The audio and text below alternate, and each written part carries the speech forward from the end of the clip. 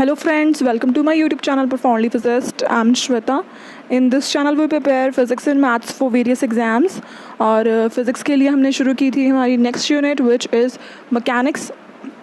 तो मैकेनिक्स का first topic हमने कर लिया था which was different like area, displacement, velocity, everything, ये सब जो था इन कार्टेशियन कोऑर्डिनेट सिस्टम. और आज जो है हमने यही displacement, velocity, acceleration, area and volume in spherical polar coordinates को स्टडी करना है. उसके साथ ही जो इसमें इम्पॉर्टेंट टॉपिक्स हैं जो याद करने वाले हैं वो भी मैं आपको बताऊंगी कि which are the most important points to remember. So let's begin with today's topic.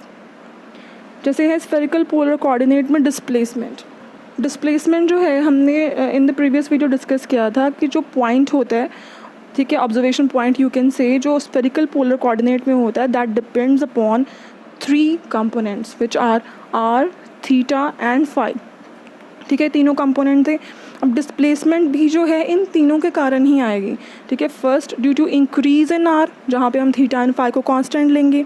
Second होगा due to increase in theta, जहाँ पे आर एंड फाई कांस्टेंट होगा. थर्ड होगा due to increase in phi, जहाँ पे आर एंड थीटा कांस्टेंट होगा. तो यहाँ पे फर्स्ट है ड्यू टू आर. अभी हमने यहाँ पे थीटा एंड फाई को जो है कांस्टेंट रखा है. आर के कारण जैसे क्या है, पहले जो है जो पार्टिकल है that is at the point P and displacement D R के थ्रू जो है वो पॉइंट पी डैश पे पहुँच गया, जिसको हम लिखेंगे r plus d r. So displacement due to r जो होगी उसको हम इस तरीके से लिख सकते हैं d r, because d r displacement हुई है. साथ में डायरेक्शन क्या लेंगे हम, r cap, because r vector के रिगार्डिंग जो है हम इसमें स्टडी कर रहे हैं. सो फर्स्ट डिस्प्लेसमेंट जो आएगी ड्यू टू आर वो क्या होगी, d R into are cap. Second displacement है that is due to theta. ठीक है, जैसे बिगिनिंग में हमें पता है, मैंने आपको प्रीवियस वीडियो में बताया था, जो थीटा एंगल होता है that is which radial vector जो है यहाँ पे O P makes with z axis. तो यहाँ पे थीटा एंगल वो है. अगर पार्टिकल थीटा एंगल से जो है मूव किया, लेट हमने अज्यूम किया कि जो डिस्प्लेसमेंट हुई इसमें क्या हुई, डी थीटा. ठीक है, थीटा ओरिजिनल थी, डी थीटा एंगल से डिस्प्लेस हुआ, तो हमारे पास जो पी डैश का नेक्स्ट जो कंपोनेंट आ जाएगा that will be theta plus d theta.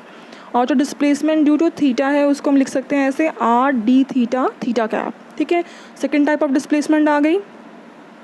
सो उसके बाद थर्ड कंपोनेंट जो है वो है फाई. फाई का जो नेम है दैट इज़ एजीम्यूथल एंगल. ठीक है, तो फाई से डिस्प्लेसमेंट जो होगी उसको हम डी फाई बोलेंगे. और जो पॉइंट पी डैश है उसके कंपोनेंट्स फिर क्या हो जाएंगे, r plus d r, theta plus d theta, phi plus d phi.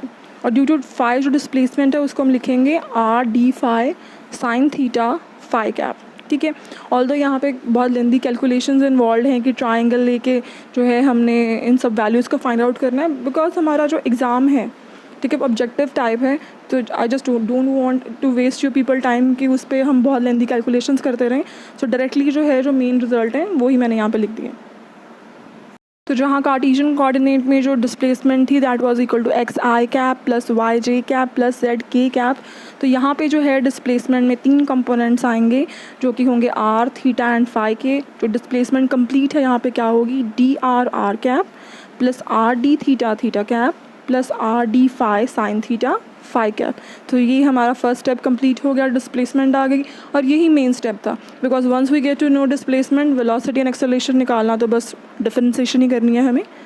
Velocity किसके इक्वल होगी, v is equal to d r by d t. D r हमने फाइंड आउट कर लिया है, बस हमें इसकी डिफरेंशिएशन करनी है. ठीक है, तो डी आर की डिफरेंशिएशन क्या होगी, d r by d T, जिसको हम लिख सकते हैं आर डॉट. आर ऐसा ही रहेगा, D theta by d T कितना हो जाएगा, थीटा डॉट. ठीक है, पर नेक्स्ट होगा plus are phi dot sine theta phi cap. ठीक है, इस तरीके से जो है हमारे पास वेलोसिटी के 3 कंपोनेंट्स आ जाएंगे जो रेडियल के कॉरस्पॉन्डिंग है, थीटा के कॉरस्पॉन्डिंग है और फाई के कॉरस्पॉन्डिंग जो है. अगर हमें इसका मैग्नीट्यूड लेना है तो मैग्नीट्यूड किसके इक्वल हो जाएगा, square root of r dot square plus r square theta dot square plus r square phi dot square sine square theta. ठीक है, तो इस तरीके से we get velocities, magnitude as well as जो कंप्लीट वेक्टर है वो भी. उसके बाद जो एक्सेलरेशन है, acceleration is equal to d v by d t. तो हमने यहाँ पे वेलोसिटी लिख ली. उसके बाद आपको ये ध्यान रखना है कि यहाँ पे हम जो है इसका पहले पार्शियल डेरिवेटिव लेंगे, बिकॉज यहाँ पे कंपोनेंट सारे के सारे जो हैं दे वेरी विद बेसिकली सब के सब जो है टी के साथ वेरी कर रहे हैं. तो एक्सेलरेशन के केस में जो है हमने जैसे यहाँ पे आर डॉट है, आर डॉट पहले उसका डिफरेंशिएटिव किया तो उसका आ गया r double dot r cap plus उसके बाद आर डॉट रख के तो d r cap by d t cap, ठीक है। इस तरीके से जो है नेक्स्ट आ गया, उसके बाद थर्ड वन आ गया। तो यहाँ पे पहले हमने जितने भी यहाँ पे डिपेंडेंसी है जिसकी भी टी के साथ सबको डेरिवेट करना है, उसका डिफरेंशिएट करना है by considering the other two constant.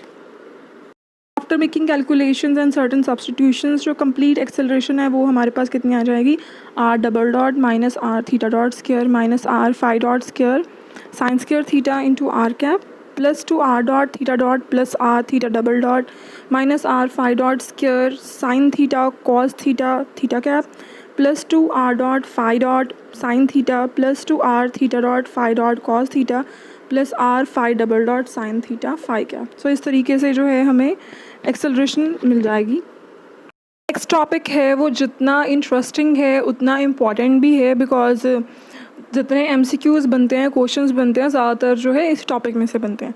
So let's see what the topic is expressing r cap theta cap and phi cap in terms of i cap j cap and k cap, ठीक है।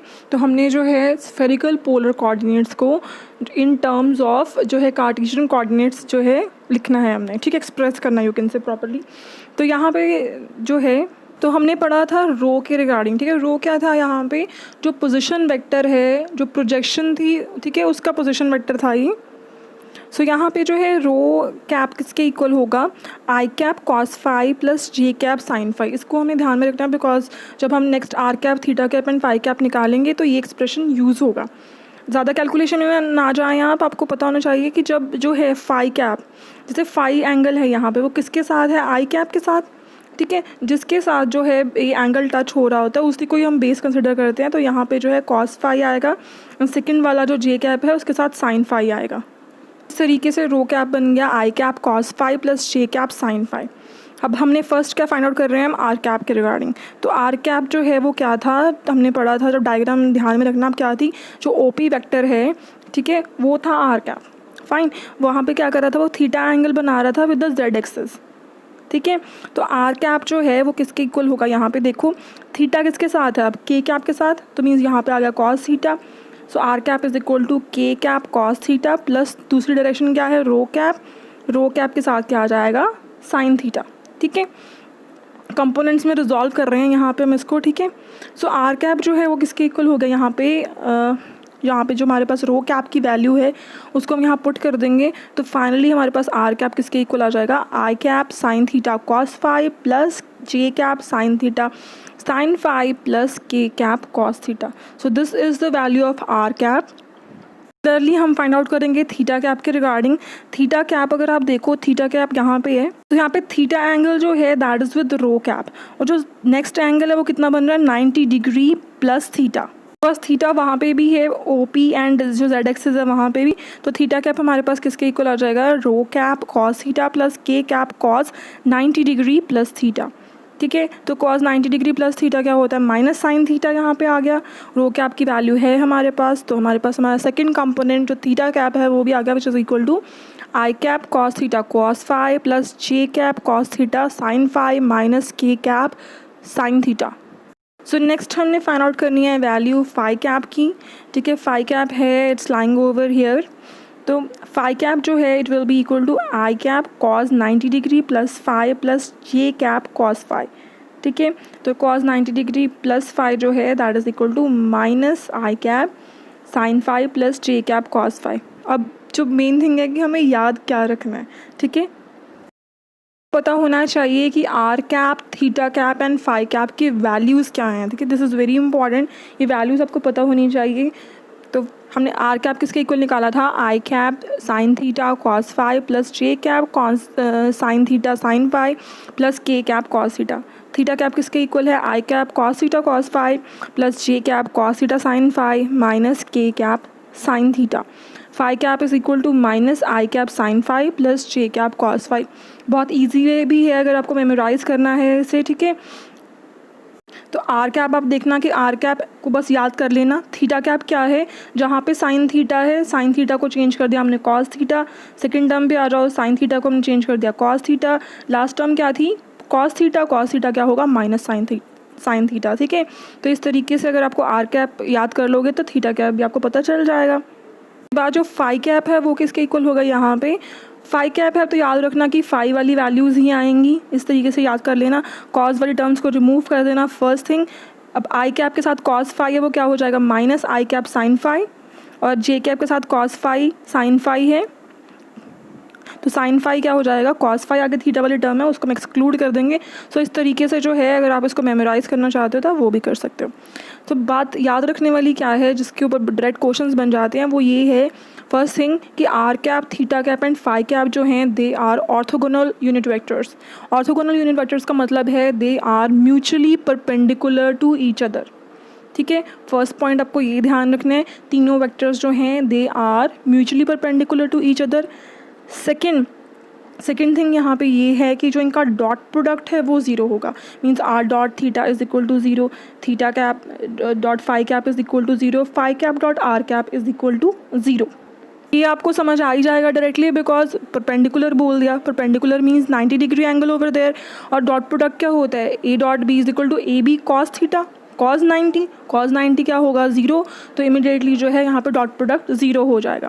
आप इसको जो है calculate भी कर सकते हो। अगर आपको r cap and theta cap की वैल्यूज़ देखो यहाँ पे, इनका डॉट प्रोडक्ट जब जैसे यहाँ पे मैंने फाइंड आउट किया, sine theta cos theta cos square phi plus sine theta cos theta sine square phi minus sine theta cos theta, यहाँ पे cos square phi plus sine square phi 1 हो गया एंड अल्टीमेटली हमें 0 मिल गया। ये इस तरीके से जो है आप इसको प्रूव भी कर सकते हो। तो क्या हमने बात ध्यान में क्या कौन सी रखनी है कि जो r cap, theta cap and phi cap हैं they are mutually perpendicular to each other, they are orthogonal unit vectors.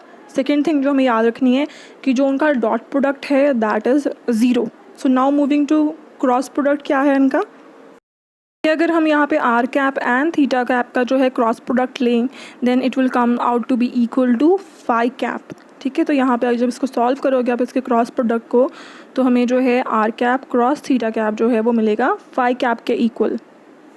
Components हैं दे आर थीटा फाई, और इसी ऑर्डर में जो है इनका क्रॉस प्रोडक्ट होगा r cross theta is equal to phi cap, theta cap cross phi cap is equal to r cap, phi cap cross r cap is equal to theta cap. अगर इसका order, because हमें पता है जो cross product होता है वो commutative नहीं होता, तो यहाँ पे अगर theta cap cross r cap आ जाए तो आपने क्या लिखना है वो माइनस फाई कैप। ये ध्यान में रखना है, इतने ज़्यादा पॉइंट्स है यहाँ पे। ऑर्थोगोनल वेक्टर्स हैं, डॉट प्रोडक्ट ज़ीरो है, क्रॉस प्रोडक्ट जो है इस तरीके से जो नेक्स्ट परपेंडिकुलर कंपोनेंट है उसके इक्वल आ रहा है। क्रॉस प्रोडक्ट क्योंकि कॉम्यूटेटिव नहीं है तो अगर उसका रिवर्स लेंगे आप तो नेगेटिव साइन आगे आ जाएगा, ओके। तो नेक्स्ट है ये क्वेश्चन जो है बीएससी में भी आता है, जो एमएससी एंट्रेंस है उनमें एग्ज़ाम्स में भी होता है ये, एंड मास्टर कैडर में भी जो है यहाँ पे इसके बेसिस पे एमसीक्यूज़ फॉर्म हो सकते हैं, ठीक है। तो यहाँ पे पेपर में जैसे को डायरेक्ट ही बोल दिया जाए कि in spherical polar coordinate what will be the value of del r cap upon del theta.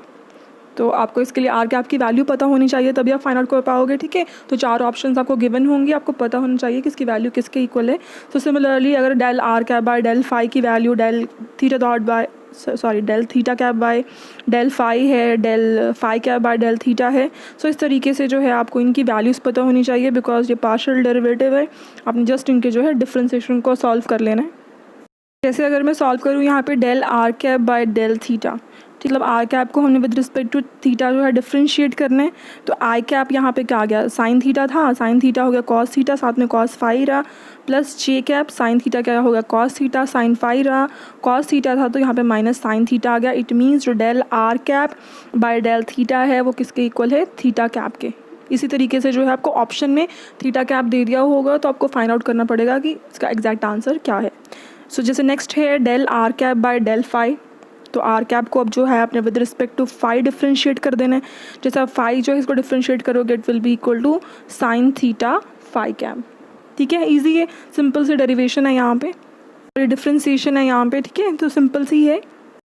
Similarly अगर पूछा जाए to find out del theta cap by del phi, ठीक है, तो आप उसको फिर से डिफ्रेंशिएट कर दो थीटा कैप को with respect to phi, then you will get it equal to cos theta phi cap. Last है यहाँ पे जैसे del phi cap by del theta है, बिकॉज फाई कैप में थीटा वाला कोई कंपोनेंट नहीं है तो ये किसके इक्वल आ जाएगा, 0 के इक्वल। तो आप समझ ही गए होंगे कि क्यों हमें r cap, theta cap and phi cap की वैल्यूज़ पता होनी चाहिए, ठीक है। जो नेक्स्ट टॉपिक था आपके सिलेबस में that was area in spherical polar coordinates. ठीक है, तो जब हम एरिया फाइंड आउट करते हैं तो कंप्लीट जो है एरिया को हम छोटे छोटे एलिमेंट्री एरियाज़ में डिवाइड कर देते हैं। तो यहाँ पे बस ज़्यादा कैलकुलेशन में, लेंथी कैलकुलेशन में जाने की कोई ज़रूरत नहीं है।